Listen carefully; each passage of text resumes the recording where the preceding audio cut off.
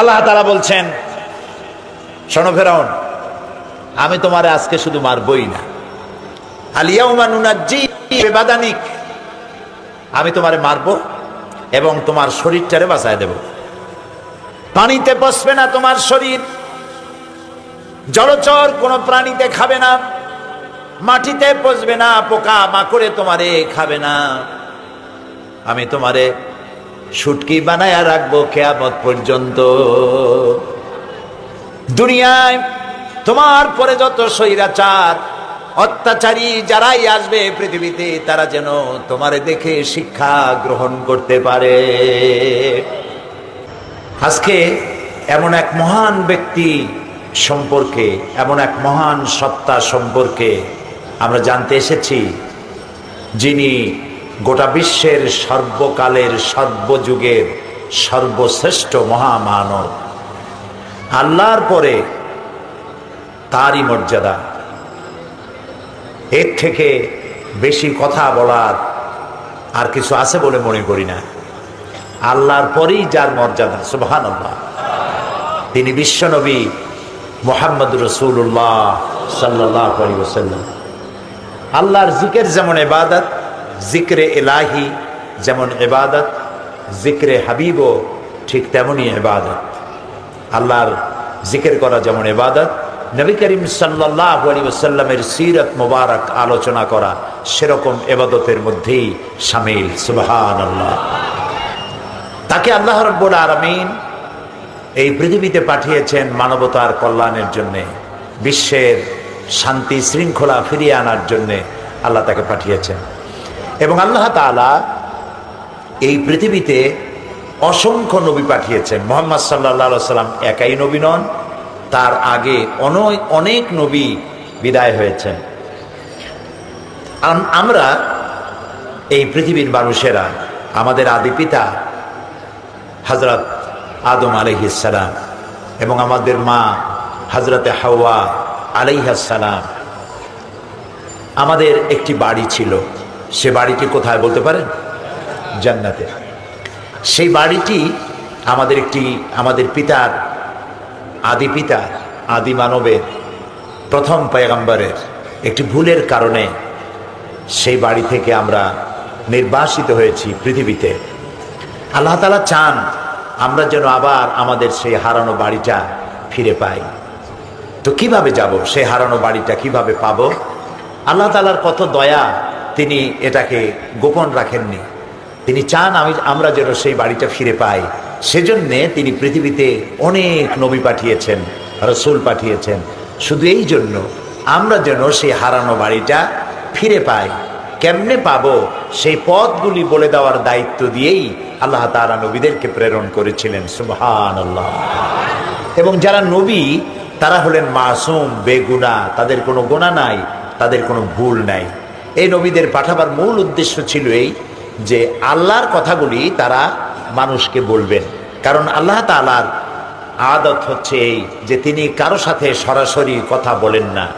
যখন তিনি কথা বলতে চান, কথা বলেন মিন ওয়ারায়ে হিজাব, পর্দার আড়াল থেকে বলেন, অথবা রাসূল পাঠিয়ে দিয়ে, অর্থাৎ বার্তাবাহক পাঠিয়ে দিয়ে তার মাধ্যমে আল্লাহ তাআলা কথা বলেন। তো এরকম দুনিয়ায় যত নবী আল্লাহ পাঠালেন, আদম আলাইহিস সালাম থেকে নিয়ে ঈসা আলাইহিস সালাম পর্যন্ত, এরা সবাই ছিলেন আল্লাহর নবী এবং রাসূল। সর্বশেষ যিনি আসলেন তার নাম মুহাম্মদ। সবাই বলেন সাল্লাল্লাহু আলাইহি ওয়াসাল্লাম। রাসূলুল্লাহ বলেছেন তার মতো বখিল আর কেউ নাই যে আমার নাম শুনলো আর দরুদ পড়লো না। আমাদের নাম বখিলের খাতায় উঠুক, আমরা কি তা চাই? নবী করিম সাল্লাল্লাহু আলাইহি ওয়াসাল্লাম বলেছেন আমার নাম শুনে আমার প্রতি যে একবার দরুদ পড়বে, আল্লাহ তাআলা তার প্রতি 10টা রহমত নাজিল করে দিবেন। সেই জন্য সবসময় মনে রাখবো, যখনই আমরা নবী করিম সাল্লাল্লাহু আলাইহি ওয়াসাল্লামের নাম শুনবো, সাথে সাথে কি বলবো? সাল্লাল্লাহু আলাইহি ওয়াসাল্লাম। আল্লাহ তাআলা তাকে পাঠালেন পৃথিবীর এমন এক সময় যখন পৃথিবীতে আল্লাহর রহমত ছাড়াই পৃথিবীকে আর বাঁচানো যাবে না। চুরি, ডাকাতি, জেনা, ব্যভিচার, হত্যা, ধর্ষণ, শয়তানি, বদমাশি, মিথ্যা, লুণ্ঠন, হাইজ্যাক, ছিনতাই, এমন কোনো অপরাধ নাই যা মানুষের এই পৃথিবীর মানুষেরা করছে না। এখন পৃথিবী এসেছে একটা টার্নিং পয়েন্টে, হয় ধ্বংস না হয় ধ্বংস থেকে বেঁচে যাওয়া। এই সময় আল্লাহ তাআলা নবীকে পাঠালেন।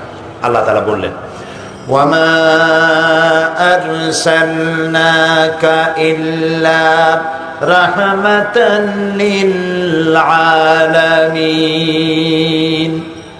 নবী হে, আপনাকে আমি পাঠিয়েছি আমার গোটা সৃষ্টি জগতের জন্য, আমার করুণার মূর্ত প্রতীক করে পাঠিয়েছি। আমার গোটা সৃষ্টির জন্য আপনি আমার রহমত। ইমাজিন করুন, চিন্তা করুন, কে বলতেছেন এই কথা? কে বলতেছেন? আল্লাহ তাআলা বলছেন আমার গোটা সৃষ্টি জগতের জন্য আপনি আমার রহমত। সুবহানাল্লাহ, কত বড় কথা! শুধু মানুষের জন্য নয়, সৃষ্টি জগতের জন্য। তিনি এত দয়াদ্র ছিলেন, এত হৃদয়বান ছিলেন, এত করুণার আধার ছিলেন। শুধু মানুষের ব্যাপারে নয়, একটা কৃষ দুর্বল একেবারে ক্ষীণ স্বাস্থ্য এরকমের একটা উটও যদি তিনি দেখতে পেতেন, তার মালিককে সতর্ক করে দিতেন, তুমি বোধহয় তোমার উটটিকে ভালো করে পানি খাওয়াও না, খাবার দাও না, আল্লাহর কাছে জবাব দিতে হবে।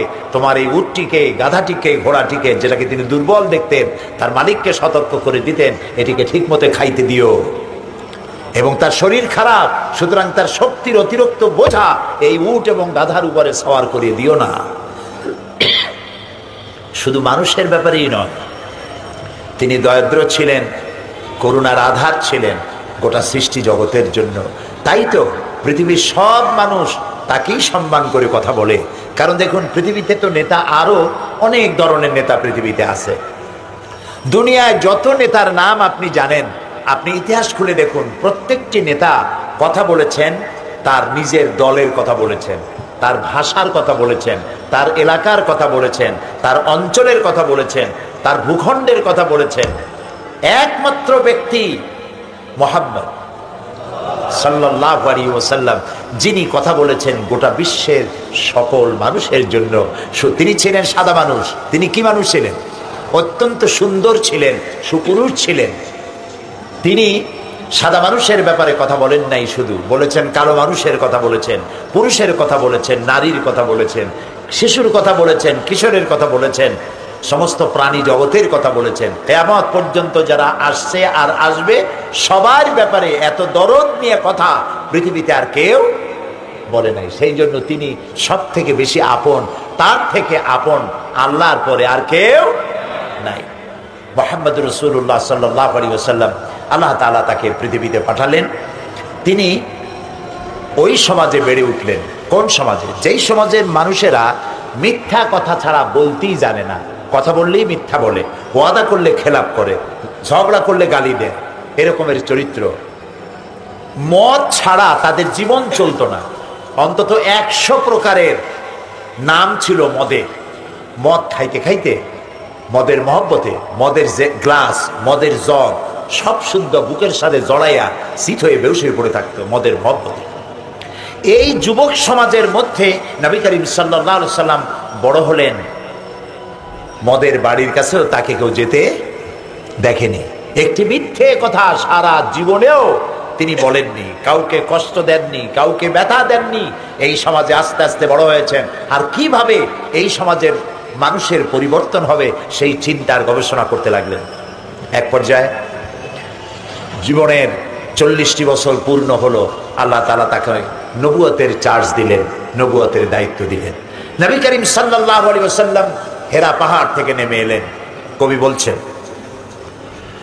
উতর কর গারে হেরা সে সুয়ে কওম আয়া, উতর কর গারে হেরা সে সুয়ে কওম আয়া, और एक नुस्खे किमिया साथलाया। হেরা পাহাড় থেকে নেমে এলেন, হাতে নিয়ে আসলেন একখানা পরশ পাথর। এই পরশ পাথরের নাম কি? মাশাআল্লাহ, আপনারা বুঝতে পেরেছেন। সেই পরশ পাথরের নাম কিমিয়া বলা হয়েছে পরশ পাথর। কেন? পরশ পাথরের খাসিয়ত হচ্ছে যে ওর সাথে যদি লোহা লাগে, লোহা কি হয়? সোনা হয়ে যায়। পাথর লাগলে ডায়মন্ড হয়ে যায়। সুবহানাল্লাহ। খারাপ মানুষগুলি এসে কোরআনের সংস্পর্শে এলো, মানুষগুলি ভালো হয়ে গেল। রাসূলুল্লাহ হেরা পাহাড় থেকে নেমে এসে বললেন, ইয়া আইয়ুহান নাস কুলু লা ইলাহা ইল্লাল্লাহ তুফলিহু। হে মানব সকল, যদি মুক্তি পেতে চাও, দেখুন এর আগে যত নবী আসছেন পৃথিবীতে সব নবীরা তারা বক্তব্য রেখেছেন, দাওয়াত দিয়েছেন ইয়া কওমি বলে, ইয়া কওমি, হে আমার জাতি, হে আমার নেশন, হে আমার সম্প্রদায়। একমাত্র মুহাম্মদ রাসূলুল্লাহ সাল্লাল্লাহু আলাইহি ওয়াসাল্লাম তার দাওয়াত ছিল ইয়া আইয়ুহান নাস, হে মানব মণ্ডলী। কারণ কি? কারণ হলো আল্লাহ রাব্বুল আলামিন যত নবী পৃথিবীতে পাঠিয়েছেন সব নবীরা হচ্ছেন এলাকা ভিত্তিক নবী, ভাষা ভিত্তিক নবী, অঞ্চল ভিত্তিক নবী, গোত্র ভিত্তিক নবী। আপনার আমার নবী মুহাম্মদ রাসূলুল্লাহ সাল্লাল্লাহু আলাইহি ওয়াসাল্লামকে আল্লাহ তাআলা শুধু মক্কার নবী বানান নাই, মদিনার নবী শুধু বানান নাই। আল্লাহ তাআলা বলছেন, কুল ইয়া আইয়ুহান নাসু ইন্নী রাসূলুল্লাহি ইলাইকুম জামিআ। হে নবী আপনি বলুন, হে পৃথিবীর মানব সকল, আমি আল্লাহর পক্ষ থেকে তোমাদের সকলের জন্য রাসূল হয়ে এসেছি। সুবহানাল্লাহ। সেজন্য রাসূলুল্লাহ বললেন ইয়া আইয়ুহান নাস, ইয়া কওমি বলেন না ও আমার জাতি, না, ইয়া আইয়ুহান নাস, হে মানব মণ্ডলী, কুলু বলো লা ইলাহা ইল্লাল্লাহ তুফলিহু, মুক্তি পাবা এটাতেই। তোমাদের উপরে মানুষের প্রভুত্ব চলছে, মানুষ কেনাবেচা হচ্ছে, নারী কিনতেছে, পুরুষ কিনতেছে, বিক্রি হচ্ছে, মানুষের উপরে নির্যাতন হচ্ছে, অর্থনৈতিক নির্যাতন, রাজনৈতিক নির্যাতন, ধর্মীয় নিপীড়ন, হাজার রকমের অন্যায় অত্যাচারের জুলমের নিষ্পেষণে মানুষ ত্রাহি ত্রাহি করছে। রাসূলুল্লাহ বলছেন তোমরা পড়ো লা ইলাহা ইল্লাল্লাহ, এই কথাটি ঘোষণা করে দাও, তাহলে তুফলিহু, মুক্তি পাবে, নাজাত পাবে। ঘোষণা করো কোন ইলাহা নাই, আইনদাতা নাই, বিধানদাতা নাই, শাসনকর্তা নাই, কেউ নাই। কে ছাড়া? কে ছাড়া? আল্লাহ ছাড়া কেউ নাই। এই ঘোষণাটি দাও, তাহলে তোমরা মুক্তি পাবে। প্রিয় ভাই সব, নবী করিম সাল্লাল্লাহু আলাইহি ওয়াসাল্লাম মানবতার সামনে এই দাওয়াত পেশ করলেন। নবী করিম সাল্লাল্লাহু আলাইহি ওয়াসাল্লাম এই দাওয়াত পেশ করে যখন ঘরে ফিরলেন, হযরত খাদিজার কাছে এসে তিনি বললেন, তিনি জিবরাইলকে দেখেছেন, জিবরাইলকে চিনতে পারেন নাই, বুঝতে পারেন নাই। তাই তিনি বললেন, হযরত খাদিজাকে আমাকে ঢেকে দাও, আমাকে ঢেকে দাও। রাসূলুল্লাহর চেহারায় ছিল ভীতির ছাপ। তিনি বলছেন, আমার গায়ে জ্বর উঠে গেছে, আমি ভয় পেয়েছি। কেন ভয় পেলেন? তিনি ঘটনা শোনালেন। হযরতে খাদিজা রাদিয়াল্লাহু তাআলা আনহা বলছেন, হে কাসেমের পিতা, আপনার চিন্তার কোনো কারণ নাই। আপনাকে কোনো দুষ্ট জিন, কোনো শয়তান আপনার অনিষ্ট করতে পারে না, কারণ আপনি সত্য কথা বলেন। কে সার্টিফিকেট দিচ্ছে? স্ত্রী। আপনি সত্য কথা বলেন, আপনি বিধবাকে আশ্রয় দেন, আপনি এতিম দরিদ্রকে, মিসকিনদেরকে খেতে দেন, আপনি আত্মীয়তার হক আদায় করেন। আপনার ক্ষতি জিন এবং শয়তান করতে পারে না। তিনি ছুটে গেলেন, তার চাচাতো ভাই ছিলেন ওয়ারাকা বিন নওফল, তার বাড়িতে। তিনি তাওরাতের বড় আলেম ছিলেন। তাকে গিয়ে ঘটনা শোনালেন। তিনি ছুটে এলেন এবং নবী করিম সাল্লাল্লাহু আলাইহি সাল্লামের জাবানিতে তার জিবরাইলের সাথে দেখা সাক্ষাৎকারের খবর শুনে তিনি বললেন, নবী করিম সাল্লাল্লাহু আলাইহি সাল্লামের মাথার উপরে চুমো খেতে খেতে বললেন, কুদ্দুসুন কুদ্দুসুন, অতি পবিত্র, মহাপবিত্র। আপনার কাছে যিনি এসেছিলেন তিনি কোনো জিন নয়, তিনি কোনো শয়তান নন, তিনি আল্লাহর ফেরেশতা হযরতে জিবরাইল আলাইহিস সালাম। আমি তাওরাতে পড়েছি, অতীতে সমস্ত নবীদের কাছে যিনি আল্লাহর বাণী নিয়ে এসেছিলেন, আপনি আখিরি জামানার পয়গম্বর, আপনার কাছে জিবরাইল এসেছিলেন। তবে আমার বয়স হয়ে গিয়েছে, এই জাতি আপনার উপরে অত্যাচার করবে। সেদিন পর্যন্ত যদি আমি বেঁচে থাকি, আমি আপনার সহযোগিতা করব। নবী করিম সাল্লাল্লাহু আলাইহি সাল্লামের কাছে দীর্ঘদিন পর্যন্ত আসতেছিল না ওয়াহি। এরপরে কখনো কখনো নবী করিম সাল্লাল্লাহু আলাইহি সাল্লামের ইচ্ছে হতো যে আল্লাহ বোধহয় আমাকে ভুলেই গিয়েছেন। নিজের ইচ্ছে হতো পাহাড় থেকে নিজেকে ফেলে দিতে মাটিতে। দীর্ঘকাল পরে দ্বিতীয় ওহী নাজিল হলো, ইয়া আইয়ুহাল মুদ্দাসসির কুম ফাআনজির। হে বস্ত্র আচ্ছাদনকারী, ওঠো, দাঁড়াও এবং মানুষকে সতর্ক করো, সতর্কবাণী শোনাও। ওয়ানজির আশিরাতাকাল আকরাবিন, সর্বপ্রথম নিকটবর্তী লোকদেরকে দাওয়াত দাও। নবী করিম সাল্লাল্লাহু আলাইহি সাল্লাম সর্বপ্রথম এই দাওয়াত নিয়ে গেলেন হযরতে খাদিজাতুল কুবরা রাদিয়াল্লাহু তাআলা আনহার কাছে। আল্লাহর নবী বললেন, খাদিজা, হাতে বানানো যত মূর্তিগুলি আছে, মানুষেরা যাকে খোদা বলে মনে করে, এর একটি স্রষ্টা নয়। এগুলিকে বাদ দিয়া কদাখা আল্লাহর প্রতি ঈমান আনো, তিনি ছাড়া কোনো ইলাহ নাই, তাকে দেখা যায় না। আর আমি আল্লাহর নবী, শেষ নবী, আল্লাহর শেষ রাসূল, আমার উপরে ঈমান আনো। হযরতে খাদিজা রাদিয়াল্লাহু তাআলা আনহা, তিনি রাসূলের মুখে এই কথা শোনার পরে এক পলকও দেরি করেন নাই, এক সেকেন্ডও দেরি করলেন না, সঙ্গে সঙ্গে পড়ে ফেললেন লা ইলাহা ইল্লাল্লাহু মুহাম্মাদুর রাসূলুল্লাহ। হযরত খাদিজা বললেন, ইয়া রাসূলুল্লাহ, হে কাসেমের পিতা, আমার মনে কোনো দ্বিধা নাই এ ব্যাপারে যে আপনি আল্লাহর রাসূল, কোনো সন্দেহ নাই। কারণ বিগত 15 বছর বিবাহ হলো আপনার সাথে, এই 15 বছরের ভিতরে আপনার মধ্যে যে চরিত্র আমি দেখেছি, আপনি অবশ্যই আল্লাহর নবী, এতে কোনো সন্দেহের অবকাশ নাই। সুবহানাল্লাহ। নবী করিম সাল্লাল্লাহু আলাইহি ওয়াসাল্লাম দ্বীনের এই দাওয়াত ছড়িয়ে দিলেন সর্বত্র। লোকেরা এই দাওয়াত কবুল করতে থাকলো, কিন্তু বাধা এলো। আবু জাহাল, আবু লাহাব, উতবা, শাইবা, মুগীরা, কাফেরেরা বাধার সৃষ্টি করলো। এই বাধা কেন এলো? মোট 3 শ্রেণীর লোকেরা বাধা দিয়েছে। দুনিয়ায় যখনই কোনো নবী আসছেন, বাধা দিয়েছে 3 শ্রেণীর লোক। বলেন কয় শ্রেণী? এক হলো সমকালীন ধনাঢ্য ব্যক্তি, তারা বাধা দিয়েছে। 2 নম্বরে বাধা দিয়েছে সমাজের যারা নাকি ধর্মের নামে ব্যবসা করে, তারা বাধা দিয়েছে।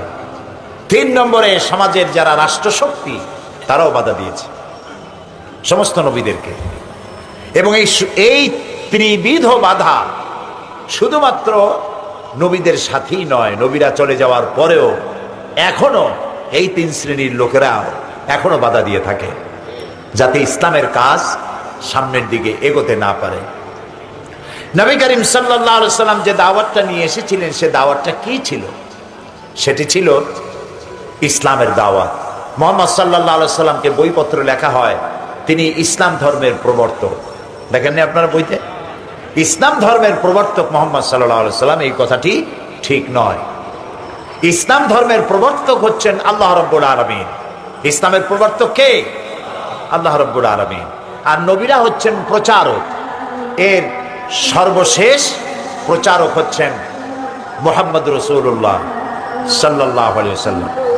দুনিয়ার সমস্ত নবীদের যে দাওয়াত ছিল, নবী করিম সাল্লাল্লাহু আলাইহি ওয়াসাল্লামের দাওয়াত এর থেকে ভিন্নতর কিছু ছিল না।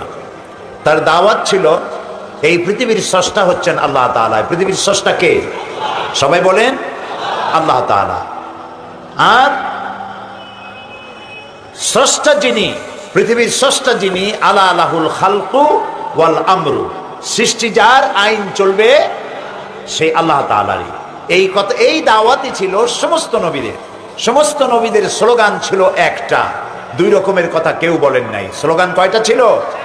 আদম আলাইহিস সালাম থেকে শুরু করে মুহাম্মদ সাল্লাল্লাহু আলাইহি সাল্লাম পর্যন্ত স্লোগান একটাই ছিল। স্লোগানটা কি ছিল? পড়েন আমার সাথে, লা ইলাহা ইল্লাল্লাহ, লা ইলাহা। একটাই স্লোগান, কোনো ইলাহ নাই, কোনো আইনদাতা নাই, বিধানদাতা নাই, শাসনকর্তা নাই, কেউ নাই। কে ছাড়া? আল্লাহ ছাড়া। এই দাওয়াত যখন দিলেন, 3 শ্রেণীর লোকেরা বাধা দিল। প্রথমে বাধা দিল যারা ধনাঢ্য ব্যক্তি, তারা বাধা দিল। তারা বাধা দিল কেন? তাদের বাধা দেওয়ার কারণ এই, তারা মানুষ কেনাবেচা করত, সুদে টাকা লাগাতো। তারা দেখলো আল্লাহ ছাড়া কোনো ইলাহ নাই এবং ইসলাম একটি নতুন আইন দিচ্ছে, তার মধ্যে অর্থনীতি আছে, সমাজনীতি আছে, রাজনীতি আছে। যদি এই ইসলাম চালু হয়ে যায় তাহলে মানুষকে তো আমরা শোষণ করতে পারবো না। সেই জন্য ধনাঢ্য ব্যক্তিরা তারা বাধা দিতে লাগলো। 2 নম্বরে বাধা দিল ধর্মের নামের এক শ্রেণীর ব্যবসায়ী লোকেরা। তাদের অসুবিধা কি?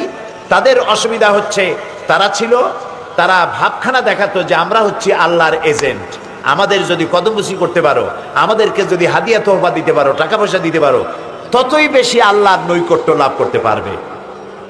এই মধ্যসত্ত্বভোগী ধর্মের নামের এক শ্রেণীর ব্যবসায়ী তারা দেখলো যে নবীরা এসে মানুষদেরকে ডাইরেক্ট আল্লাহর সাথে যোগাযোগ করাই দিচ্ছে, তাহলে আমরা তো বাদ পড়ে যাচ্ছি, ফাও আমাদের কাছে লোকেরা হাদিয়াও নিয়ে আসবে না, কদমবুসিও করবে না, টাকা পয়সাও দিবে না, সুতরাং দাও বাধা। এরাও দিল বাধা। 3 নম্বরে বাধা দিল কেরকম তো রাষ্ট্রশক্তি। তাদের অসুবিধা কি? তারা দেখলো মানুষের উপরে যে প্রভুত্ব আইন তৈরি করে, মানুষের উপরে যে প্রভুত্ব আমরা চালাচ্ছিলাম, নবীরা এসে তো মারাত্মক ক্ষতি করতেছে। তারা বলতেছে আল্লাহর আইন ছাড়া কারো আইন মানা যাবে না, তাহলে আমরা কোন কামে লাগি? আমরা কি ফাও? সুতরাং নবীদেরকে মারো, ইসলামী রাস্তায় যারা কাজ করে তাদেরকে পথে বাধা দাও। এইভাবে ত্রিবিধ 3 জাতীয় বিরোধী শক্তি ইসলামকে আটকাবার চেষ্টা করলো। দেখুন হযরত মুসা আলাইহিস সালাম যখন ফেরাউনের কাছে দাওয়াত নিয়ে গেলেন, আল্লাহ তাআলা বললেন ইযহাব ইলা ফিরআউনা ইন্নাহু তাগা, চলে যাও ফেরাউনের কাছে, ফেরাউন সার্কাস হয়েছে, সীমা লঙ্ঘন করেছে, তার কাছে আমার দাওয়াত নিয়ে চলে যাও। আমি কদিন আগে ফেরাউনের দেশ থেকে ঘুরে এসেছি। এখানে ফেরাউনের দেশে গিয়ে আমার বাস্তব অভিজ্ঞতা হলো মুসা আলাইহিস সালামের দেশ, ফেরাউনের দেশ, ইউসুফ আলাইহিস সালামের দেশ, হারুন আলাইহিস সালামের দেশ, হযরত ইব্রাহিম আলাইহিস সালামের শ্বশুর বাড়ি মিশর। সেই মিশরে কোরআন শরীফের সাথে রিলেটেড যে জায়গাগুলি, সেই জায়গাগুলি দেখার সুযোগ আল্লাহ তাআলা আমাকে করে দিলেন, আলহামদুলিল্লাহ। পৃথিবীর 4টি মহাদেশের অর্ধশতের উপরে দেশ আল্লাহ তাআলা আমাকে দেখাইছেন, কিন্তু মিশর এর আগে যাওয়া হয়েছিল না। জামিয়া আল আজহার, পৃথিবীর প্রাচীন বিশ্ববিদ্যালয় জামিয়া আল আজহারের দাওয়াতে মিশর ভ্রমণের এক সুযোগ হলো। আমি ঠিক সেখানে চলে গেলাম যেখানে মুসা আলাইহিস সালামের সঙ্গে আল্লাহ তাআলা কথা বলেছিলেন। এটি কায়রো থেকে প্রায় 500 কিলোমিটার দূরে। সেখানে পৌঁছে যাওয়ার পর কোরআন শরীফ বলছে যে মুসা আলাইহিস সালাম তিনি তার স্ত্রী নিয়ে যাচ্ছিলেন, ঠান্ডার মৌসুম ছিল, স্ত্রী ছিলেন আসন্ন প্রসবা, গর্ভবতী, ডেলিভারি হবে, কিন্তু এই ঠান্ডার মধ্যে আগুনের প্রয়োজন দেখা দিল। এখন তিনি আগুন পাবেন কোথায়? হঠাৎ তিনি দেখতে পেলেন দূরে আগুন দেখা যায়। তিনি তখন তার পরিবারকে বললেন, ফাকালা লিআহলিহিম কুসু ইন্নী আনাস্তু নারান লাআল্লি আতিকুম মিনহা বিকাবাসিন আও আজিদু আলান নারি হুদা। তার পরিবারকে তিনি বললেন, তুমি এখানে তোমরা অপেক্ষা করো, ওই যে আগুন দেখা যায় আমি ওর কাছে যাই, ওখান থেকে হয় আগুন নিয়ে আসবো, আর যদি আগুন সেটা না হয় তাহলে ওখান থেকে আমি কোনো পথের সন্ধানও হয়তো পেয়ে যেতে পারি। যখন তিনি তার কাছাকাছি হলেন, যেটাকে তিনি আগুন মনে করেছিলেন, আল্লাহ তাআলা সূরা তাহার মধ্যে বলেছেন, ফালাম্মা তাহা নুদিয়া ইয়া মূসা ইন্নী আনা রাব্বুক ফাখলানা আলাই ইন্নাকা বিল ওয়াদিল মুকাদ্দাসি তুয়া। যেটাকে তিনি আগুন মনে করেছিলেন তার ভিতর থেকে আওয়াজ এলো, এটা আগুন টাগুন না, ইন্নী আনা রাব্বুক, আমি তোমার প্রভু, আমি তোমার রব, ফাখলানা আলাইক, জুতা খোলো, জুতা খুলে এসো, ইন্নাকা বিল ওয়াদিল মুকাদ্দাসি তুয়া, এটা হচ্ছে পবিত্র উপত্যকা, এখানে আল্লাহর নূর পড়েছে, সুবহানাল্লাহ। হযরতে মুসা আলাইহিস সালাম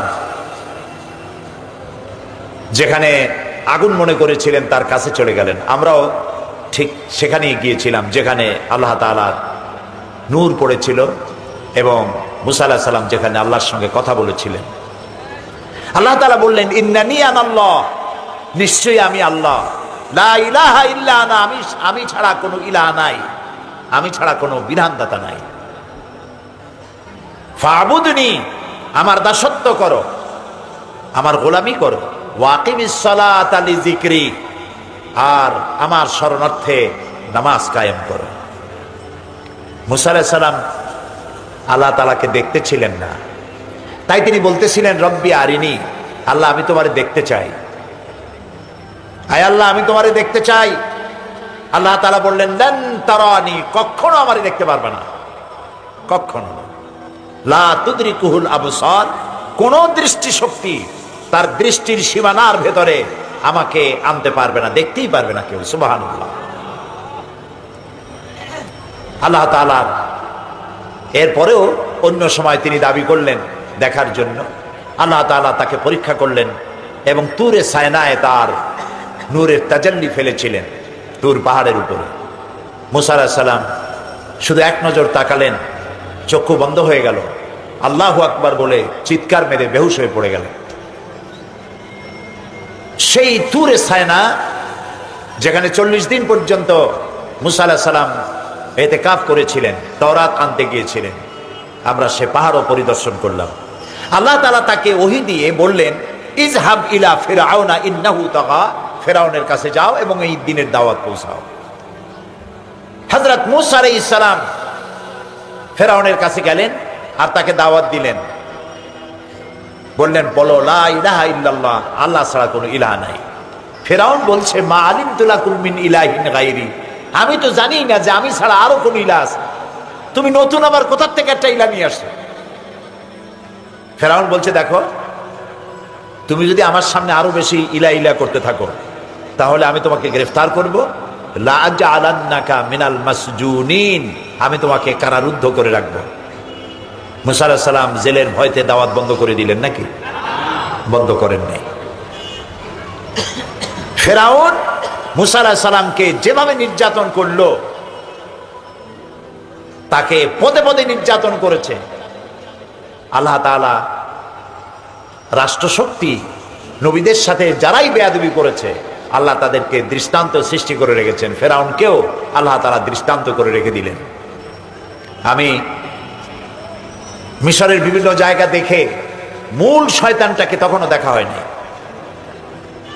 এই জন্য আসল শয়তানকে দেখার জন্য মিউজিয়ামে প্রবেশ করলাম। মিউজিয়ামে ঢোকার জন্য 40 পাউন্ড, মিশরিয়ান মুদ্রার নাম পাউন্ড, 40 পাউন্ড টিকিট লাগলো। তারপরে ভিতরে প্রবেশ করলাম, অনেক কিছু রেখেছে, বিরাট এরিয়া, কিন্তু আমি যে শয়তান খুঁজতেছি তারে পাচ্ছি না। আমি জিজ্ঞেস করলাম সেই আসল শয়তানটা কই, তো একজন বললো যে ওইটার জন্য আলাদা টিকিট করতে হবে, সেইটা দেখার জন্য, ফিরআউনকে দেখার জন্য 80 পাউন্ড লাগবে। কি সাংঘাতিক! আল্লাহ তাআলা কোরআন শরীফের মধ্যে বলেছেন কুল সিরু ফিল আরদ ফানজুরু কাইফা কানা আকিবাতুল মুকাদ্দিবিন, আমার পৃথিবী পরিভ্রমণ করো আর আমি মহাসত্যের অস্বীকারীদের কি পরিণতি করেছি তা দেখে আসো।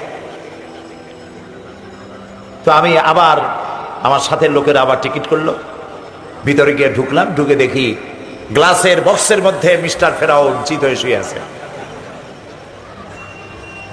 দেখে বললাম সুবহানাল্লাহ, কি কুদরত আল্লাহ! 3.5 থেকে 4,000 বছর আগের লাশ আল্লাহ রেখে দিয়েছে। আমরা সেই জায়গাও দেখলাম যেখান থেকে মুসা আলাইহিস সালামকে ফিরআউন তাড়া করেছিল। দরিয়ার কিনারে, বাহারের সমুদ্রের কাছে দাঁড়ানো মুসা আলাইহিস সালাম তার দলবল নিয়ে ফিরআউন 3 দিক থেকে আক্রমণ করেছে। মুসা আলাইহিস সালামের লোকজনেরা বলল ইয়া মুসা ইন্না লামুদরাকুন, আমরা তো পাকড়াও হয়ে গেলাম, আমরা তো ধরা পড়ে গেছি, 3 দিক থেকে শত্রু আক্রমণ করেছে, পালাবার রাস্তা নাই। দেখেন আল্লাহর পয়গম্বর ভয় পান নাই, 3 দিকে শত্রু, আরেক দিকে কি সাগর, তিনি ভয় পান নাই। তিনি বলেছেন কাল্লা রব্বি সায়াহদিন, অবশ্যই আল্লাহ আমাদেরকে পথ দেখায় দিবেন, কোনো ভয় নাই। আল্লাহ তাআলা পথ দেখাই দিলেন। আল্লাহ তাআলা সমুদ্রকে অর্ডার করলেন, ফেরে যা, রাস্তা বানা। পানি দুদিকে চলে গেল, মাঝখান থেকে রাস্তা হয়ে গেল। এটা কি আল্লাহর জন্য অসম্ভব? আসতে বললেন যে আল্লাহ তাআলা এত কথা বলেন না যে পানি দুই দিকে সরে যায়, রাস্তা বানা, মুসা আলাইহিস সালাম বাড়ি যাবে, এত বলার দরকার নেই। খালি কি বলেন? কোন কাফান নুন, দুইটা অক্ষর, কোন হয়ে যা। কি হয়ে যা? ওটা আল্লাহর ইচ্ছা, যা ইচ্ছা সেটা প্রয়োগ করবেন, বলবেন কোন, দেনাম দেয়ার হয়ে যায়, মোটাও সময় লাগবে না। রাস্তা তৈরি হয়ে গেল। ফেরাউন ধেয়ে আসতেছে, মুসা আলাইহিস সালাম তার দলবল নিয়ে মাছ দরিয়ায় চলে গেছেন। ফেরাউন এসে দেখে কি সুন্দর রাস্তা, ও মনে করছে ওর বাজানের তৈরি করা রয়্যাল রোড। সেও তার দলবল নিয়ে নামছে, ফেরাউনকে, মুসা আলাইহিস সালামকে তাড়া করছে। যেইটা মাঝখানে গেছে আর মুসা আলাইহিস সালাম ততক্ষণে ওপার চলে গেছে। আল্লাহ তাআলা আবারও বললেন কোন। এর অর্থ কি? বাস পানি এসে বন্ধ করে দিল। শুরু হলো তুফান। লোক লস্কর যা ছিল, হাতি ঘোড়া বাঘ ভল্লুক যা ছিল সাথে, সব সুবনি খেতে খেতে শেষ। এখন ফেরাউন একা, শুধু ঢেউয়ের তালে তালে ডুবতেছে, জাগতেছে আর পানি খাইতেছে। পানি খেতে খেতে পেট তো বিশাল মটকির মতো মোটা হয়ে গেছে, নাক দিয়ে পানি পড়ে, চোখ দিয়ে পানি পড়ে। এখন দেখে আর বাঁচার উপায় নাই, বলতেছে আমানতু আন্নাহু লা ইলাহা ইল্লাল্লাযী আমানাত বিহি বানু ইসরাঈল। আমি ঈমান আনলাম ওই আল্লাহর প্রতি, ওই ইলাহের প্রতি, যার প্রতি ঈমান এনেছে বনি ইসরাঈলেরা। ওয়া আনা মিনাল মুসলিমিন, আর আল্লাহ আমি তো কেবল মুসলমান হইলাম, তারপর আরো সুবাও কেন? আল্লাহ তাআলা বলছেন আল আন, এখন, ওয়াকাদ আসাইতা ক্বাবলু ওয়া কুনতা মিনাল মুফসিদিন, অথচ তুমি এর পূর্বে আমার সাথে বিদ্রোহ করেছো, আমার জনগণকে নির্যাতন করেছো, আমার গোলামদের উপরে তোমার মন গড়া আইন চাপিয়ে মানুষকে গোলামের জিনজিরে আবদ্ধ করে নির্যাতন করেছো। এখন বলতেছো আনা মিনাল মুসলিমিন। আল্লাহ কয় অকুনতা মিনাল মুফসিদিন। ও কয় আমি মুসলমানদের একজন, আল্লাহ কয় তুমি সন্ত্রাসীদের একজন, বড় সন্ত্রাসী। আল্লাহ তাআলা বলছেন শোনো ফেরাউন, আমি তোমারে আজকে শুধু মারবই না, আলিয়াউমা নুনাজ্জি বিবাদানিক, আমি তোমারে মারবো এবং তোমার শরীরটারে বাঁচায় দেব। পানিতে পচবে না তোমার শরীর, জলচর কোন প্রাণীতে খাবে না, মাটিতে পচবে না, পোকা মাকড়ে তোমারে খাবে না।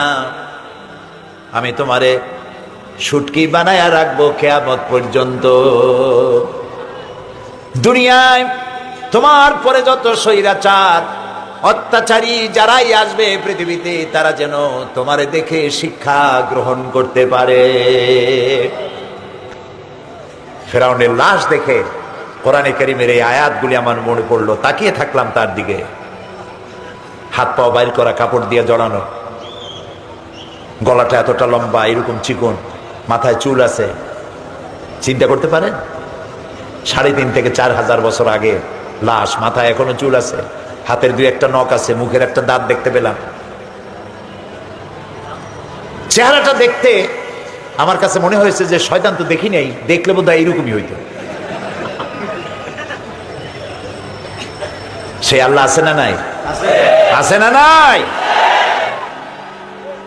সে আল্লাহ আজও আছে। লম্বা যেমন শোনা যায় যে 60 হাত লম্বা, 50 হাত, ওই রকম কিছু না, সাধারণ লম্বা, স্বাভাবিকভাবেই লম্বা যা হওয়া দরকার সেরকমই।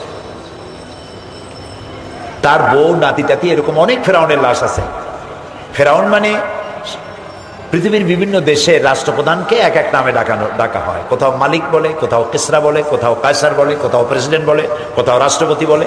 ওই সময় ফেরাউনের, মিশরের যারা বাদশা হতো তাদেরকে ফেরাউন বলা হইত। রামসিস II তাকে বলা হয়। এটা হলো আসল ফেরাউন, মুসা আলাইহিস সালামের জামানায় যে ছিল। তো আল্লাহ তাআলা পয়গম্বরদের সাথে যারা বেয়াদবি করেছে তাদেরকে এভাবে ইতিহাস সৃষ্টি করে রেখেছে। কারুনের ছিল বিশাল ধনসম্পদ। মিশরে আমি আল্লাহ তাআলার সে কুদরত দেখে আসলাম, সে আযাবের নিদর্শন দেখে আসলাম।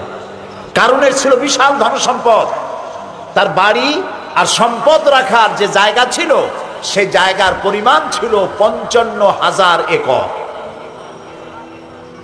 55,000 একর নিয়েছিল তার বাড়ি এবং সম্পদ রাখার জায়গা। তার সম্পদ থাকতো যে সিন্ধুকে, সেই সিন্ধুকের চাবি বহন করত শতাধিক উটে, চাবি বহন করত। এই বিশাল সম্পদের যাকাত চাইলেন হযরত মুসা আলাইহিস সালাম, তাকে দ্বীনের দাওয়াত দিলেন। দাওয়াত তো গ্রহণই করলো না, নারী ঘটিত এক অপবাদ দিল মুসা আলাইহিস সালামের উপরে, নাউযুবিল্লাহ। মুসা আলাইহিস সালাম অসন্তুষ্ট হলেন, আল্লাহর গজব কামনা করলেন। সূরা কাসাসের মধ্যে আল্লাহ তাআলা এই ঘটনা বর্ণনা করেছেন, কোনটা গল্প নয়, সব কোরআন। আল্লাহ তাআলা অর্ডার করলেন জমিনকে, কারুন তার সম্পদ শুদ্ধ মাটির মধ্যে গ্রাস করে নেয়।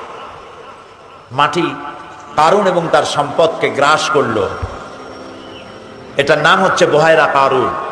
সেখানে গিয়ে দেখলাম সামনে ডানে আর বামে পানি ছাড়া কিছুই দেখা যায় না, সমুদ্রের মতো হয়ে গিয়েছে। আজও পর্যন্ত এ স্বাক্ষর বহন করছে এই মাটি যে আল্লাহর সাথে নাফরমানি করলে কি হয় আল্লাহ তা দেখিয়ে দিয়েছেন। আজও ইসলামের সাথে, কোরআনের সাথে যারা বেয়াদবি করবে আল্লাহ শাস্তি দিতে সক্ষম না, সক্ষম নয়। আমরা পত্র পত্রিকার মাধ্যমে জানতে পেরেছি কিউবার গুয়ান্তানামোয় আমেরিকান সৈন্যরা কোরআন শরীফকে টয়লেটের মধ্যে নিক্ষেপ করেছে। নাউযুবিল্লাহ, নাউযুবিল্লাহ। কোরআন নাজিলের পর থেকে নিয়ে এই পর্যন্ত পৃথিবীর ইতিহাসে কোরআনের এত বড় অবমাননা পৃথিবীতে কেউ করেনি।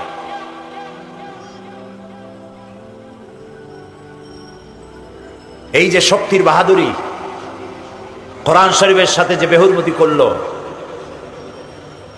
আল্লাহ আছেন না? ফেরাউনকে যেভাবে আল্লাহ তাআলা করেছেন, বুশকে এরকম পারবেন না? পারবেন না? পারবেন না? অবশ্যই পারবেন। কোরআন অবমাননা করার অর্থ গোটা দুনিয়ার মুসলমানদেরকে অবমাননা করা। কোরআন অবমাননার অর্থ সারা পৃথিবীর মানবতাকে অপমান করা। কোরআন অবমাননার অর্থ স্বয়ং আল্লাহ রাব্বুল আলামিনকে অমর্যাদা করা। গায়ের শক্তিতে আমেরিকা এখন অস্থির, অনেক সৈন্য আছে, অস্ত্র আছে। দুনিয়া থেকে সন্ত্রাস নির্মূল করতে চায় আমেরিকা। আমেরিকার দৃষ্টিতে মুসলমান ছাড়া সন্ত্রাসী নাই। ওরা সন্ত্রাসী রাষ্ট্রের একটা তালিকা করেছে, সে তালিকার মধ্যে সুদান আছে, ইরাক আছে, ইরান আছে, চেচনিয়া আছে, বজনিয়া আছে, কাশ্মীর আছে, মালয়েশিয়া আছে, ইন্দোনেশিয়া আছে। নেই শুধু সেই রাষ্ট্রটির নাম যেই রাষ্ট্রের জন্মই হয়েছে সন্ত্রাসের মধ্য দিয়ে, সেই ইসরায়েলের নাম নাই। প্রত্যেক দিন অভিশপ্ত ইহুদিরা প্যালেস্টাইনের মুসলমানদেরকে প্রতিদিন মারতেছে, তারা সন্ত্রাসী না। হিন্দুস্তানে কথায় কথায়, সুতায় নাতায় সাম্প্রদায়িক দাঙ্গা বাঁধিয়ে মুসলমান মারতেছে, সেসব উগ্রপন্থী হিন্দুরা সন্ত্রাসী না। সন্ত্রাসী কারা? সন্ত্রাসী প্যালেস্টাইনি মুসলমানেরা, যারা তাদের মাতৃভূমি, পিতৃভূমি উদ্ধারের চেষ্টা করে, ওরা সন্ত্রাসী। চেচনিয়ার মুসলমানেরা স্বাধিকার আন্দোলন করছে, ওরা সন্ত্রাসী। সুতরাং আজ শুধু ক্ষমা চাইলে হবে না, কোরআন শরীফের অবমাননা করে ভুল স্বীকার করলে হবে না। কোরআন শরীফের অবমাননা করেছে যে আমেরিকান সৈন্যরা, গোটা পৃথিবী গর্জে উঠেছে আজ। আগামী 27শে মে সারা পৃথিবীব্যাপী বিক্ষোভ হবে আমেরিকার বিরুদ্ধে। যারাই অপমান করেছে কোরআনের, এই কোরআনের অপমান যারা করেছে, তাদের দৃষ্টান্তমূলক শাস্তি না দিলে আল্লাহর গজব থেকে আমেরিকা রক্ষা পাবে না। আগামী 27শে মে জামাত ইসলামী বাংলাদেশের পক্ষ থেকে বাংলাদেশে আহ্বান করা হয়েছে বিক্ষোভ দিবস উদযাপনে। আগামী 27শে মে বাইতুল মুকাররমের উত্তর গেটে ইমানের দাবিদার সব মুসলমান সেখানে বন্ধু বান্ধব নিয়ে সব হাজির হয়ে যাবেন। সেখানে আপনারা উপস্থিত হবেন। শিবির করবে 26 তারিখ আর জামাত ইসলামী করবে 27 তারিখ। এ বিক্ষোভে অংশগ্রহণ করা মুসলমানদের ইমানি দায়িত্ব। কোরআন শরীফ আমাদের ইমান, কোরআন আমাদের কলিজা, কোরআন আমাদের রক্ত, কোরআন আমাদের বেঁচে থাকার আমাদের দলিল, সম্মানের দলিল। কোরআন শরীফের উপর আঘাত মুসলমানরা বরদাস্ত করতে পারে না। প্রিয় ভাই সব, সেজন্য আজ কোরআনে কারীম, এই পৃথিবীর মুসলমানেরা এই ধরনের কোন ইতিহাস আছে যে মুসলমানেরা কারো ধর্মগ্রন্থকে এরকম টয়লেটে ফেলাই দিছে? আছে? মুসলমানেরা কারো গির্জা, কারো মঠ, কারো সিনাগো, কারো মন্দির মুসলমানেরা ভাঙছে, এর কোন দলিল আছে? না। আমেরিকা চায় যে পৃথিবীর মুসলমানেরা খেপে উঠুক আর একটা যুদ্ধ বাঁধাক, পৃথিবীতে একটা তৃতীয় বিশ্বযুদ্ধ লেগে যাক আর ওর অস্ত্রের একটা রমরমা ব্যবসা শুরু হয়ে যাক। আমরা যুদ্ধে যাব না, আমরা আল্লাহর কাছে বুশের শাস্তি দাবি করব। আল্লাহর গজবের হাতে বুশকে সোপর্দ করছি। আল্লাহ তাআলা তাকে শাসন করার জন্য আল্লাহ যথেষ্ট, ঠিক কিনা? আমাদের বাড়ির কাছে ইন্ডিয়া, ভারতে বাবরি মসজিদ ভাঙলো। এই বাবরি মসজিদ ভাঙার পরে বাংলাদেশে কোনো মন্দির ভাঙা হয়েছে?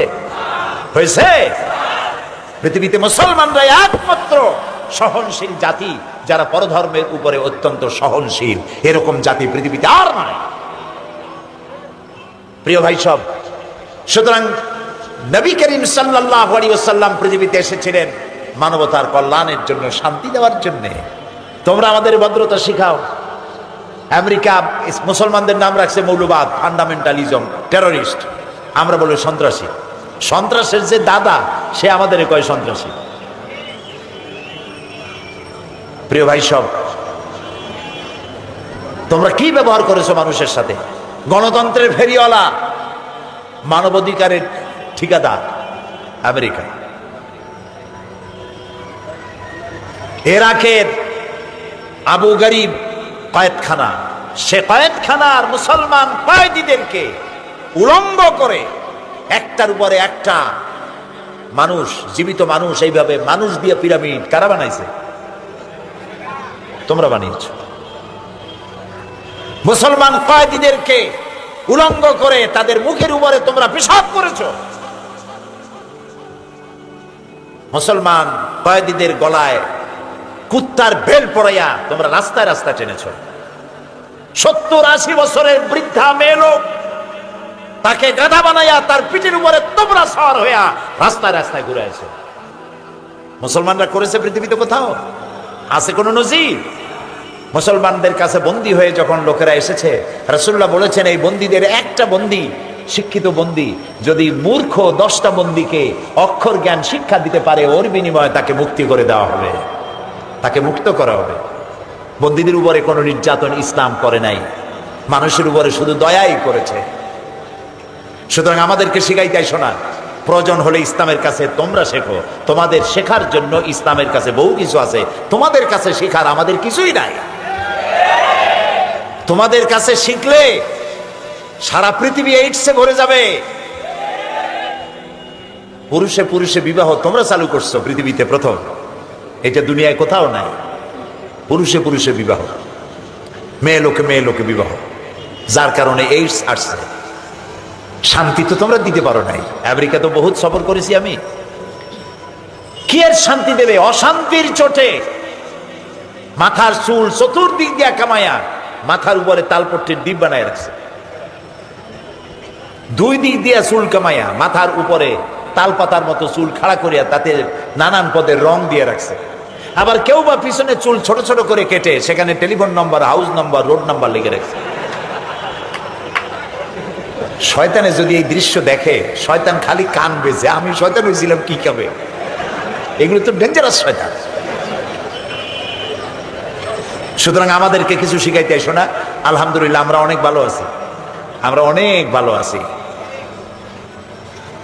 সেই জন্য ইসলামকে আজ বিকৃত করে দেখানো হচ্ছে। দেখেন আমাদের দেশের অবস্থা, দেখেন আমাদের দেশে যারা এক শ্রেণীর বুদ্ধিজীবী, এক শ্রেণীর কলামিস্ট তারা আছে, আপনারা দেখবেন খালি বলে মৌলবাদ মৌলবাদ মৌলবাদ, শেষ হয়ে গেল, দেশ শেষ। উগ্র মৌলবাদের উত্থান, দেশ শেষ। কি মৌলবাদ? মসজিদে লোক ধরে না, যুবকরা দাড়ি রাখে, মেয়ে লোকেরা বোরখা পরে, হায় হায় দেশ স্বাধীন করছিলাম এই জন্য। দুঃখের চোটে কি করবে দিশা করতে পারে না। আরে মুসলমানের গায়ে, মুসলমানের রক্ত যদি শরীরে থাকতো এই সব বুদ্ধিজীবী এবং কলামিস্টদের, তাহলে দেখে তো আনন্দে বুক ভরে যেত। আমার মসজিদগুলি বেলা 11টায় যুবক ছেলে দিয়ে মসজিদ ভরে যাচ্ছে, আলহামদুলিল্লাহ। ওদের কলজা জ্বলে ওঠে, এরাও বলে মুসলমান। আহারে কি কপাল পড়া। দেখবেন খালি কয় মৌলবাদ মৌলবাদ, টুই মাথা দেবেন সবাই মিলে মৌলবাদ, দাড়ি রাখবেন মৌলবাদ, বউ পর্দা করবে মৌলবাদ, মাহফিল লোক হয় বেশি মৌলবাদ, মসজিদ ভরে যায় মৌলবাদ। তো তোমরা চাও কি? কেউ কেউ বলে যে এই জন্য তো স্বাধীনতা অর্জন করি নাই, যা হইতেছে দেশে আর থাকতে ইচ্ছা করে না। আমরা বলি যাও না কেন? এদেশে, এদেশ টুপির দেশ, দাড়ির দেশ, আলেমদের দেশ, পীর বুজুর্গের দেশ, মুসলমানদের দেশ, মসজিদ মাদ্রাসার দেশ, বোরখা এবং হেজাবের দেশ।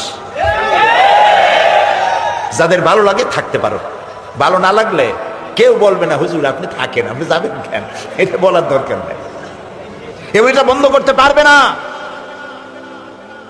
যুবকদের মাঝে ইসলামের যে কোনো যুগের তুলনায় বর্তমান যুগে যুবকদের মধ্যে ইসলামী চেতনা 1000 বার বেশি উজ্জীবিত হয়েছে। আগে আমার প্রথম জীবনে যখন, আজকে তো নতুন ওয়াজ করি না, সেই কবে শুরু করেছি 60-এর দশকে, আর এখন 2005, 60-এর দশকে শুরু করছি ছাত্র জীবনে। তখন মাহফিলে দেখতাম সব বুড়ো মানুষ, যুবকের আসতোই না। আর এখন তাকিয়ে দেখুন তো কারা বেশি? দাড়ি পাকা খুব বেশির বেশি 1% or 2%, 97% যুবক আর যুবক। আলহামদুলিল্লাহ বলো। এইটাই ওদের পছন্দ হয় না। এক শ্রেণীর বুদ্ধিজীবী, কলামিস্ট, সাংবাদিক, রাজনীতি বরদাস্ত হয় না। তাদের কলজা জ্বলে, আজান শুনলে তার মধ্যে বেশ্যার আওয়াজ শোনে। আছে না এখন একটা ওইরকম একটা কবি? কপাল পোড়া, কপাল পোড়া।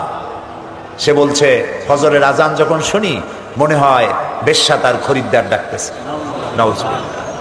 কত বড় কপাল পোড়া, বেঈমান। কবরও হবে ওদের কাছেই, যাদের আওয়াজ শোনো ওদের কাছেই হবে।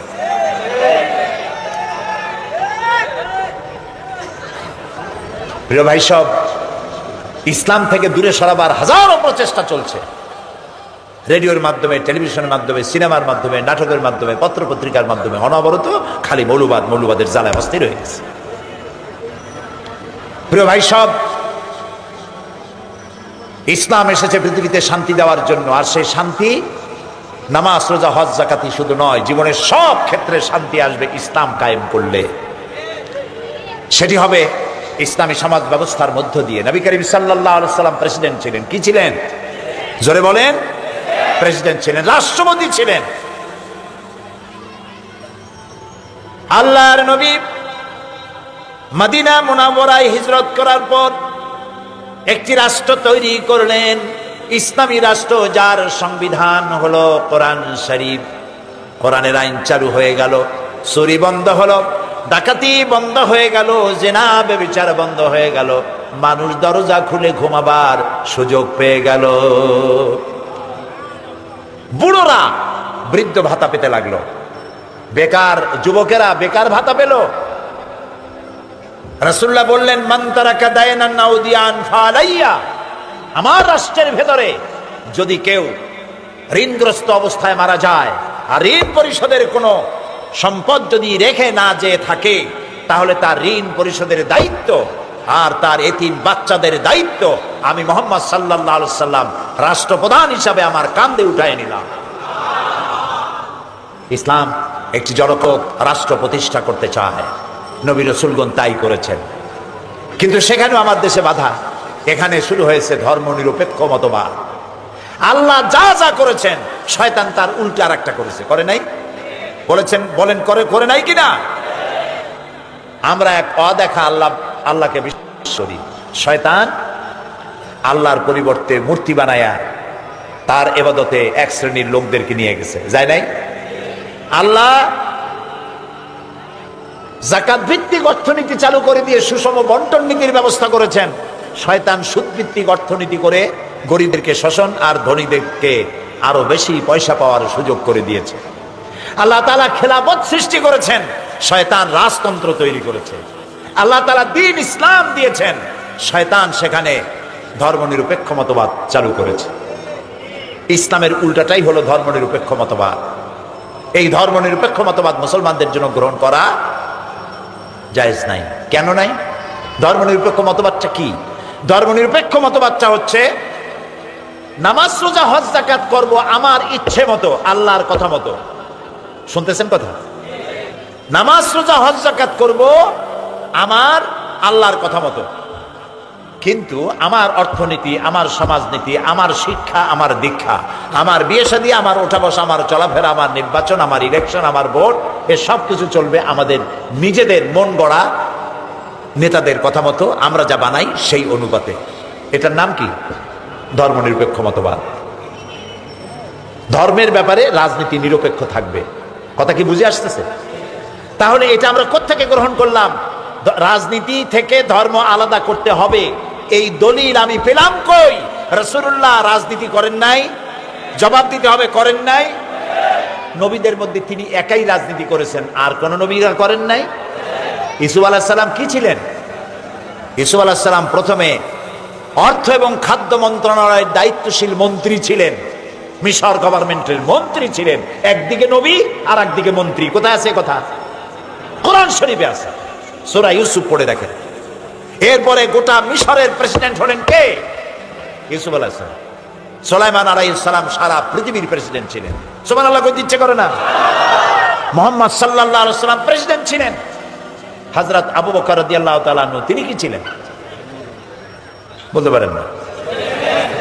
আল্লাহর নবী বলেন, তাম পৃথিবীর সমস্ত মুমিনের ঈমান যদি এক পাল্লায় রাখা হয়, আর একা আবু বকরের ঈমানটা যদি আর এক পাল্লায় রাখা হয়, তাহলে দেখা যাবে তাম দুনিয়ার সব মুমিনের ঈমানের তুলনায় একা আবু বকরের ঈমানের পাল্লাটা ভারী হয়ে যাবে।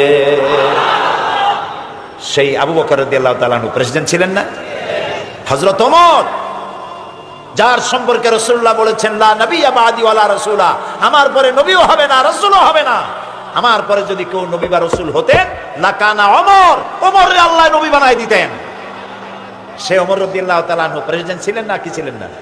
গোটা পৃথিবীর অর্ধেকটা পৃথিবীর প্রেসিডেন্ট ছিলেন। সুবহানাল্লাহ বলো। ওসমান রাদিয়াল্লাহু তাআলা আনহু প্রেসিডেন্ট ছিলেন। হযরত আলী প্রেসিডেন্ট ছিলেন।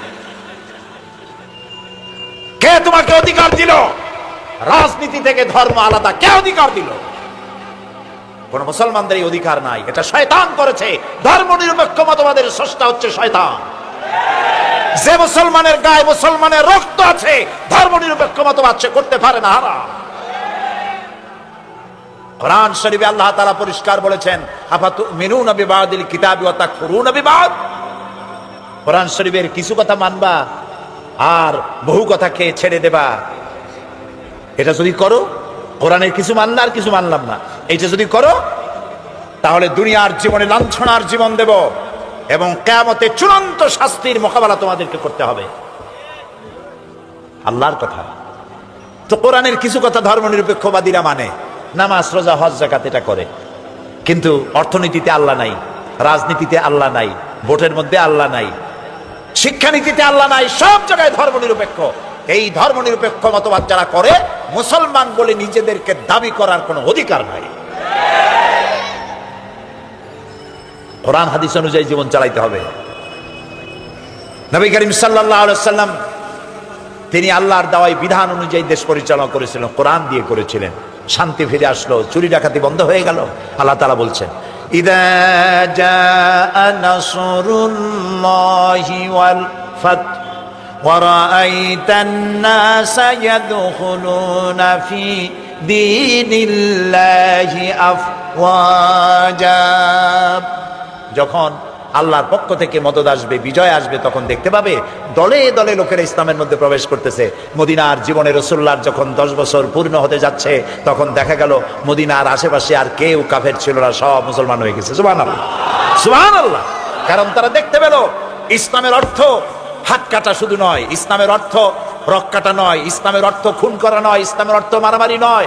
ইসলাম যুদ্ধ করে না, যুদ্ধ বাধাই দিলে জবাব দেয়। কথা বুঝতে পেরেছেন? রাসূলুল্লাহ যত যুদ্ধ করেছেন, গায়ে পড়ে যুদ্ধ করেছেন, আক্রান্ত হয়েছেন, জবাব দিয়েছেন।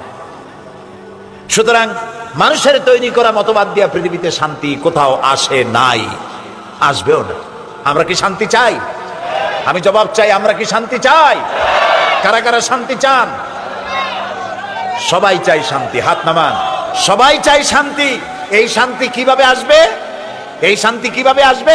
আসুন আমরা সবাই মসজিদে গিয়া শান্তি শান্তি শান্তি জিকির করি। এই শান্তি শান্তি জিকির করলে মাথায় যন্ত্রণা হবে, অশান্তি আরো বাড়বে। শান্তি হবে কি করলে? শান্তি হবে আল্লাহর আইন দিয়ে এই পৃথিবীকে পরিচালিত করতে পারলে। সেই জন্য আজকের যুবকেরা তোমরা জানো না আল্লাহর কাছে তোমাদের কত মর্যাদা। আগেই কও আলহামদুলিল্লাহ। তোমাদের মর্যাদা আল্লাহর কাছে অনেক বেশি। আল্লাহর নবী বলেছেন কিয়ামতের দিন আল্লাহর আরশের নিচের ছায়া ছাড়া যেদিন কোনো ছায়া থাকবে না, সেই দিন 7 শ্রেণীর লোকদেরকে আল্লাহ তাআলা আরশের নিচে ছায়া দিবেন। ওর মধ্যে এক শ্রেণী হচ্ছে ওয়াশাবুন নাশা ফি ইবাদাতিল্লাহ, ওই সব যুবক যারা নাকি রাতের বেলায় আল্লাহর ইবাদত করে রাত কাটাইছে। এইসব যুবকদেরকে আল্লাহ তাআলা আরশের নিচে ছায়া দেবেন। সুবহানাল্লাহ বলেন। যুবকেরা, ইসলামী ছাত্র শিবির কাছের থেকে দেখো পত্রিকা কি লিখলো, এগুলি দেখার দরকার নাই। পত্রিকার লেখা কোনো ওহী না, সবটা 100% সত্য, এটাও সঠিক না। কথা ঠিক কিনা? কাছের থেকে দেখো যারা শিবির করে, গভীর রাত্রে যখন টিএস করে, রাতের বেলায় যখন তারা সভ্যদারি করে, রাত জাগে, যে দেখো শিবিরের ছেলেপেলেগুলি দর্শে হাদিস, দর্শে কোরআন, সাহাবায়ে কেরামদের ইশার ও কুরবানি ইত্যাদির উপরে আলোচনা করে, তাহাজ্জুদের নামাজ পড়ে শেষ রাত্রে কিভাবে আল্লাহর কাছে কান্দে, তাকায় দেখো। এই যৌবনকালে যারা নামাজি হয়, দিনদার হয়, আল্লাহ তাদের উপরে খুশি হয়ে যান। কারণ কোন মসজিদের মুয়াজ্জিন যদি বলে আমি ঘুষ খাই না, এ কথার কোনো দাম আছে? বলেন, আপনি তো মুয়াজ্জিন সাহেব, আপনার ঘুষ দেবে কিনা? থানার দারোগা যদি কয় আমি ঘুষ খাই না, এটার দাম আছে, ঠিক না? এমপি যদি বলে ঘুষ খাই না, মন্ত্রী যদি বলে ঘুষ খাই না, এসপি যদি বলে ঘুষ খাই না, স্বরাষ্ট্রমন্ত্রী যদি বলে ঘুষ খাই না, এটার দাম আছে, আছে কিনা? তো বুড়ো মানুষ যদি বলে আমি প্রত্যেক রাত্রে তাহাজ্জুদ পড়ি, হইতে পারে এ কারণে যে আল্লাহর ভয়তে পড়েন, অথবা এও কারণে হতে পারে যে ঘুম মোটে আসে না, করবেন কি?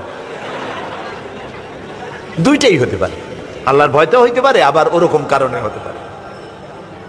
কিন্তু যুবকেরা যদি বলে যে প্রত্যেক রাত্রে পারি না, কিন্তু সপ্তাহে একবার আমি তাহাজ্জুদের নামাজ পড়ি, মাসে 2-1টা নফল রোজা রাখি, এই কথার অনেক দাম, ঠিক না? যুবকের সারা রাজ্যের ঘুম এসে তাকে চেপে ধরে, শয়তান তাকে ওয়াসওয়াসা দেয়, নানান রঙিন স্বপ্ন দেখায়, এ সবগুলিকে দুপায় ঠেলে, টাটকা সুখ দুপায় ঠেলে যেসব যুবকেরা রাত্রি জেগে আল্লাহরে সেজদা দেয়, বুড়োর 1000 সেজদার চাইতে যুবকের 8 সেজদার দাম আল্লাহর কাছে অনেক বেশি। সুতরাং যুবকদেরকে চরিত্রবান হতে হবে। রাসূলুল্লাহ কত ভালোবাসতেন যুবকদেরকে, সুবহানাল্লাহ। এই ওয়াজ আমি বহুবার করেছি। যুবকদেরকে আল্লাহ রাসূল সব থেকে ভালোবাসতেন। এই কারণে রাসূলুল্লাহ বলেছেন উসিকুম বিশ-শাবাবে খায়রা ফাইন্নাহুম আরাক্কু আফইদা লাকাদ বাসানি আল্লাহু বিল হানিফিয়্যাতি সামহা ফাহালাফানি আশ-শাবাব ওয়া খালাফানি আশ-শায়ুখ। রাসূলুল্লাহ বলেছেন যে আমি উদারতা নিয়ে দিন প্রতিষ্ঠার জন্য এসেছি। আমি তোমাদেরকে নসিহত করছি, তোমরা যুবকদের প্রতি তোমরা যত্নবান হবে, কারণ এই যুবকেরাই ইসলাম প্রচারে আমাকে সাহায্য করেছে আর বুড়োরা বিরোধিতা করেছে। কে বলেছেন? আল্লাহ রসুল বলেছেন। বুড়োরা কারা? ওই যে আবু জাহেল, আবুল আহাব, আবু সুফিয়ান, সবগুলো বুড়া ছিল। সবার বয়স ছিল 40-এর উপরে। 40-এর উপরের বয়সের সবগুলি লোক রাসূলুল্লাহকে বিরক্ত করেছে, কষ্ট দিয়েছে, ইসলাম প্রচারে বাধা দিয়েছে। আর রাসূলুল্লাহর সাথে যারা জীবন দিল, রক্ত দিল, ইসলাম কবুল করলো, তারা সব ছিল 40-এর নিচে, যুবক ছিল। সুবহানাল্লাহ। সুতরাং যুবকেরা, যখন চরিত্র হারায় একটা মানুষের, তখন হারাবার মতো কোনো জিনিস আর তার কাছে বাকি থাকে না। চরিত্র রক্ষা করো। চরিত্র শ্রেষ্ঠ সম্পদ। চরিত্র যার নাই সে শয়তানের চাইতে নিকৃষ্ট। এই চরিত্র তোমাকে কে বানায় দেবে? চরিত্র বানাবার কোনো ফ্যাক্টরি পৃথিবীতে নাই। চরিত্র বানাতে পারে কেবলমাত্র কোরআন আর হাদিস। সুবহানাল্লাহ। সেই চরিত্র তৈরি করার কারখানা ইসলামী ছাত্র শিবির। তাদের কাছের থেকে দেখো। আমি এই জন্য এই সবুজবাগ থানায় যারা আজকে এই মাহফিলের আয়োজন করেছেন তাদেরকে ধন্যবাদ জানাই। সকল যুবকদেরকে বলি, ইসলামের সাথে থাকো, নামাজি হও, দিনদার হও, পরেজগার হয়ে যাও। মজা এখানেই। এই পৃথিবীতে একদিন ইসলামের হাতে ইসলামের পতাকা উড়বে, সারা পৃথিবীতে শান্তি প্রতিষ্ঠা হবে, ইসলাম ছড়িয়ে পড়বে বিশ্বময়। সেই দিন আমিও তোমাদের সাথে, এইটা বলার কোনো দাম নাই। আজকে দুর্দিন, এই সময় সাথে থাকা বেশি জরুরি। নবী করিম সাল্লাল্লাহু আলাইহি সাল্লামের সাথে প্রথম যুগে বেলালের যে মর্যাদা, খাব্বাব খোবাইবের যে মর্যাদা, মদিনার বিজয়ের পরে যারা ইসলাম কবুল করেছিলেন তাদের সেই মর্যাদা নয়। এটা কোরআন শরীফে আল্লাহ নিজেই বলেছেন। বদরের যুদ্ধে যারা অংশ নিয়েছিলেন আল্লাহ তাদেরকে মাফ করে দিয়েছিলেন। তাদের সমান কোনো সাহাবী হতে পারবেন না। সুতরাং ইসলামের আজ দুর্দিন বিশ্বজুড়ে। আজই সময় কাছে আসার, কাছে ভেড়ো, ইসলামের কাছে আসো। ইসলাম ছাড়া কেউ মুক্তি দিতে পারবে না। যুবকেরা, তোমাদেরকে ব্যবহার করে রাজনৈতিক দলের নেতারা লাঠিয়াল বাহিনী হিসাবে ব্যবহার করে। আমাদের নামে তোমাদের দায়িত্ব কি? নেতা আসবে, আমাদের অমুক ভাই তমুক ভাই, ফুলের মতো চরিত্র, তারপরে ওই তার পিছনে দৌড়াও, তার জন্য গেট বানাও, এরপরে কিছু পয়সা দিল। এই পয়সা মা বাপে কম দেয়, যেহেতু তার কামাই কম, এই কম পয়সা দিয়ে তো ছেলের চলে না। কাজী নেতারা দেয় বেশি। বেশি পয়সা পাইলেই, যুবক মানুষ তো অনেক বেশি পয়সা পাইছে, হেরোইন খায়, কোকেন খায়, তারপরে এগুলো খাইলে আবার যা লাগে সেগুলির সাথে চলে যায়, চরিত্র ধ্বংস, সব শেষ। এরপরে টাকা যখন আর হাতে পায় না, তখন একটা অস্ত্র হাতে নিয়ে গুন্ডামি বদমাশি শুরু করে, তারপরে পরিণতি হয় ক্রস ফায়ার। ঠিক কিনা? কাজী এই খরচ ফায়ারে না গিয়া, ফায়ারে খরচ না হইয়া জীবনটারে সুন্দর বানাও বাবাজিরা। জীবনটারে ভালো বানাও, জীবনটারে সুন্দর বানাও। সুন্দর জীবন কে বানায় দেবে? গাল ছেড়া কামাল, নাক উল্টানো বসির, ঠ্যাং ভাঙ্গা দবির, এই যে কি সব নাম আবিষ্কার হয়েছে বাংলাদেশে, এগুলোর সাথে গেলে হবে না। আল্লাহ তাআলা বলেছেন, ইয়া আইয়ুহাল্লাযীনা আমানু ওয়া কুনু মা'আস সাদিকিন। আল্লাহ বলছেন, ও বিশ্বাসীরা, সত্যবাদীদের সাথে থাকো, ভালো মানুষের সাথে থাকো। যুবকেরা, বন্ধু নির্বাচনে যদি ভুল করো, জীবন বরবাদ হয়ে যাবে। তোমার বন্ধু যদি হয় সিনেমা খোর, ফেন্সিডিল খোর, চোর, ডাকাত এবং পরের মেয়েদের পিছনে ঘুরে ঘুরে বেড়ায়, তোমার বন্ধু যদি এরকমের বল্টু মার্কা হয়, তাহলে তোমার নাম যে ভাবে রাখছে আদর করে মন্টু, বল্টু আর মন্টু দুজনে মিলে সর্বনাশ হয়ে যাবা, সর্বনাশ হয়ে যাবা। কাজী বন্ধু ভালো হইতে হবে। তোমার বন্ধু যদি হেরোইন খোর হয়, তোমারে তা খাওয়াবে। সে যদি সিনেমায় সবসময় যায়, তোমারও সিনেমায় নিয়ে যাবে। সে যদি ব্লু ফিল্ম দেখে, তোমারও নিয়ে যাবে। আর তোমার বন্ধু যদি নামাজি হয়, সত্যবাদী হয়, একদিন না একদিন তোমাকে মসজিদে সে ঢুকাই ছাড়বে। এই জন্য ভালো মানুষের সাথে বন্ধুত্ব করো, পরীক্ষা করে নাও কে তোমার বন্ধু। আল মারউ মা মান আহাব্বা, রাসূলুল্লাহ বলেছেন, যার সাথে তোমার মহব্বত হবে তার সাথে তোমার হাসর হবে। এখন যুবকেরা, তোমরা কি চাও মদখোর, জিনাকার, বদমাশ তাদের সাথে তোমার হাসর হোক? তা কি চাও? সেই জন্য ভালো মানুষের সাথে, যারা নামাজি, দিনদার, পরেজগার, সত্য কথা বলে, ভালো মানুষ যারা, তাদের সাথে থাকো। আল্লাহ তোমাদের ভাগ্য ভালো বানায় দিবেন। আমাদের দেশ ভালো হবে, ইনশাআল্লাহ হবে। প্রিয় ভাই, সব ঐক্যবদ্ধ থেকে আল্লাহর দেওয়া বিধান বাংলাদেশে যদি কায়েম হয়ে যায়, এখানে হিন্দু, মুসলমান, খ্রিস্টান, বৌদ্ধ সব আরামে বসবাস করতে পারবে। অতীতে যেমন ছিলাম, ভবিষ্যতেও তেমন থাকতে পারবো। প্রিয় ভাই, সব অনেক মুসলমান শুধু ওয়াজ শুনে নামাজ পড়ে না। আজকে নামাজের একটা ওয়াদা নিতে চাই, জীবনে আর নামাজ ছাড়বো না। নামাজ তোমার চরিত্র ভালো বানাবে, আল্লাহ গ্যারান্টি দিচ্ছেন। কে গ্যারান্টি দেয়? ইন্নাস সালাতা তানহা আনিল ফাহশাই ওয়াল মুনকার। আল্লাহ তাআলা বলছেন, নামাজ মানুষকে পাপাচার আর অশ্লীল থেকে বাঁচায়। নামাজ জীবনে ছাড়বো না, এই ওয়াদা করা যাবে? নামাজ যে পড়বে না কাফের হয়ে যাবে। নামাজ পড়বো সারা জীবন। যারা যারা পারবে দুই হাত উঁচু করো, বলেনি আল্লাহ তোমার পবিত্র নামে কসম করি, শপথ করি, যতদিন পর্যন্ত মালাকুল মউত আমার মাথার কাছে না আসতেছে ততদিন পর্যন্ত ফরজ নামাজ, ফরজ রোজা আর ছাড়বো না, আর ছাড়বো না, আর ছাড়বো না। এবার জোরে বলেন ইয়া আল্লাহ, আমার মৃত্যু পর্যন্ত আমার আজকের এই ওয়াদা আমাকে পালন করার তৌফিক দাও। আমিন ইয়া রাব্বাল